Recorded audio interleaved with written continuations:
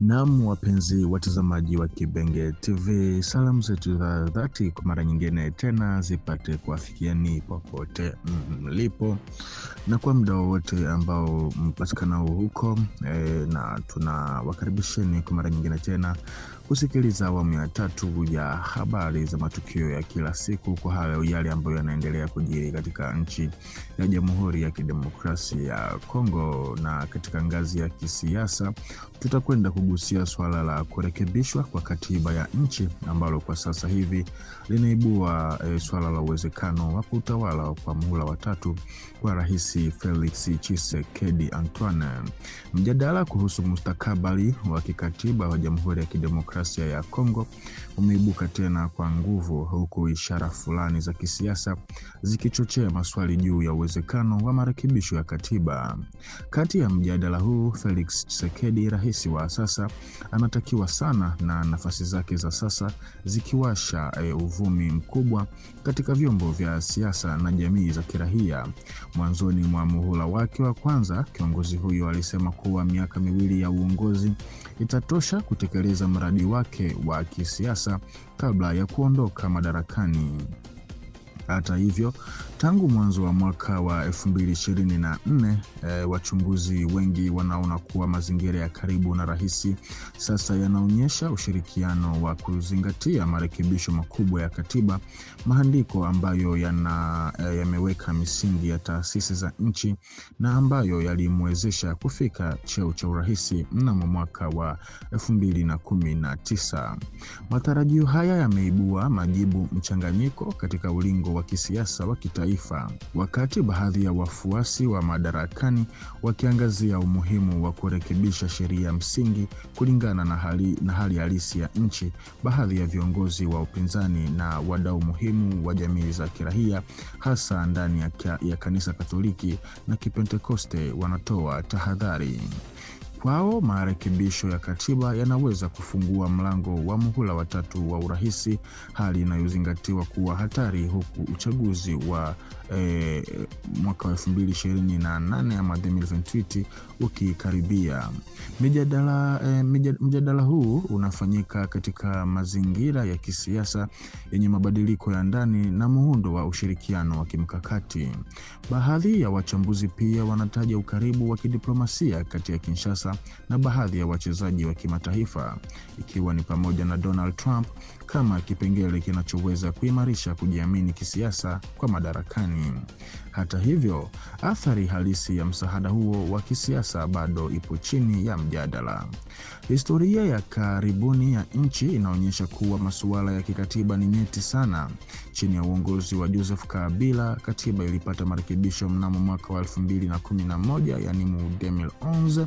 Miaka michache baadaye, kati ya 2014 ama 2014 na 2015, mwaka 2015, jaribio la marekebisho zaidi lilisababisha mgawanyiko mkubwa wa raia, ukiungwa mkono na shinikizo kubwa la jamii ya kimataifa, jambo lililoshindwa kufanikisha mradi huo.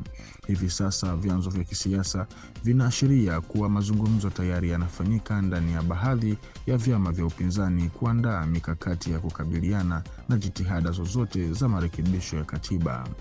Kwa kuzingatia azma iliyoonyeshwa na baadhi ya viongozi wenye ushawishi wa juu wa Union Sacrée de la Nation, inaonekana kuna uwezekano mkubwa wa mgongano wa kisiasa kuongezeka katika miezi ijayo. Iwapo mwelekeo huu utaendelea, basi mjadala kuhusu marekebisho ya katiba unaweza haraka kuwa kitovu kikuu cha mvutano wa kisiasa katika Jamhuri ya Kidemokrasia ya Kongo, kuanzisha mjadala muhimu kuhusu usawa wa taasisi, mipaka ya mihula ya urais na mustakabali wa kidemokrasia wa nchi. Swali kuhusu mustakabali wa katiba ya Jamhuri ya Kidemokrasia ya Kongo linaendelea kuchochea mijadala mikali katika medani ya kisiasa. Kuhusu swala hilo, mwanasiasa mashuhuri wa Kongo Vital Kamerhe ameeleza wazi msimamo wake kwa kuweka tofauti kati ya marekebisho ya katiba na mabadiliko kamili ya katiba. Kwa mujibu wake, marekebisho ya katiba ni utaratibu unaotambuliwa na kuruhusiwa ndani ya mfumo wa kikatiba wa nchi. Anaeleza kuwa katiba yenyewe inaweka wazi taratibu zinazoweza kufuatwa ili kufanya marekebisho fulani pale inapobidi, kulingana na mahitaji ya taasisi za serikali au mabadiliko ya hali ya nchi. Hata hivyo, Vital Kamerhe anasisitiza kwamba kubadilisha katiba yote kwa ujumla si jambo linaloendana na mfumo wa kawaida wa kikatiba. Kwa mtazamo wake, hatua kama hiyo inaweza kuibua maswali makubwa kuhusu uhalali wa kisheria pamoja na uhalali wa kisiasa wa taasisi za nchi.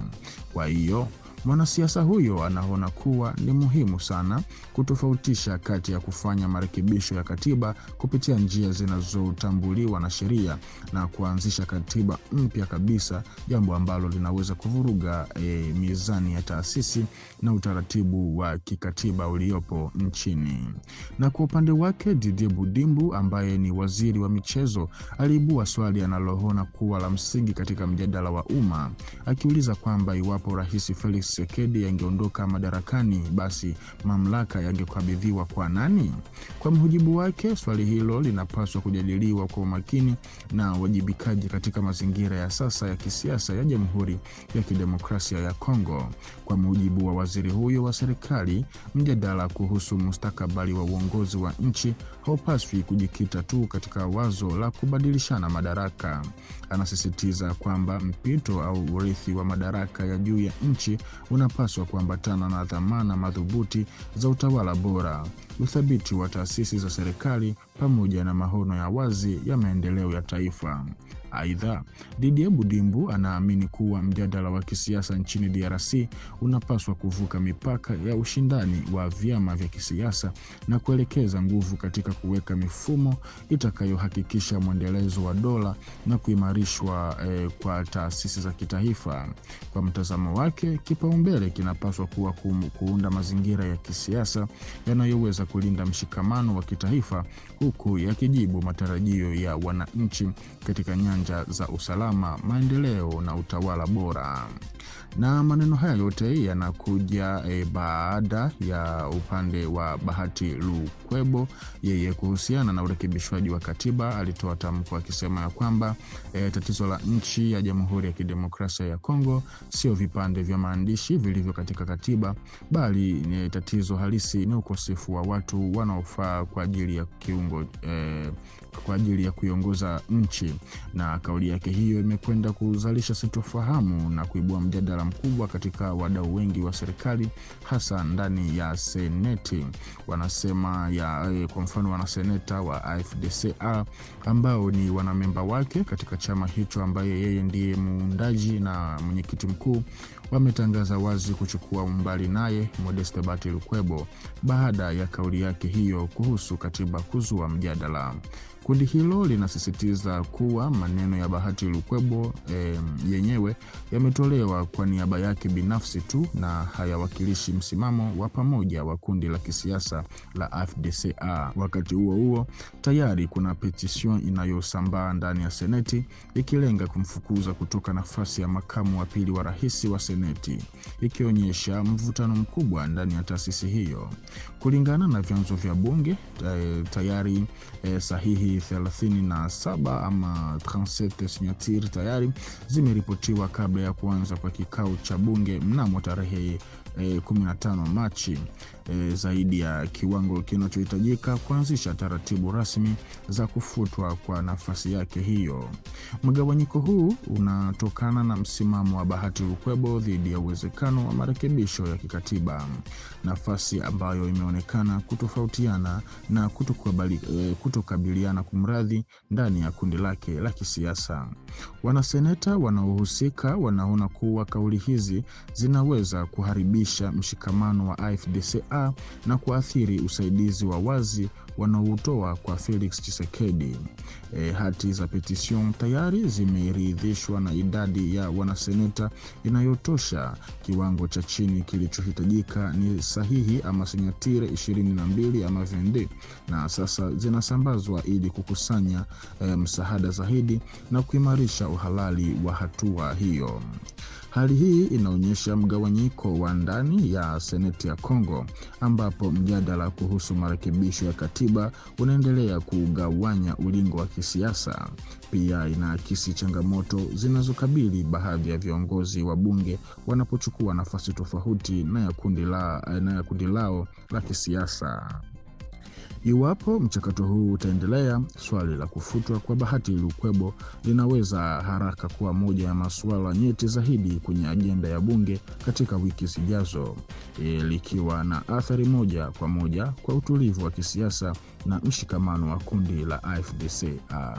Na kwa taarifa hii, mpenzi mtazamaji wa Kibenge TV, ndiko ambako tunakwenda kukomesha awamu ya 3 ya habari za matukio ya kila siku kwa yale ambayo yanaendelea kujiri katika nchi ya Jamhuri ya Kidemokrasia ya Kongo. Zidi kupata habari motomoto kwa kuzidi kuambatana nasi hapa kwenye channel yetu ya Kibenge TV.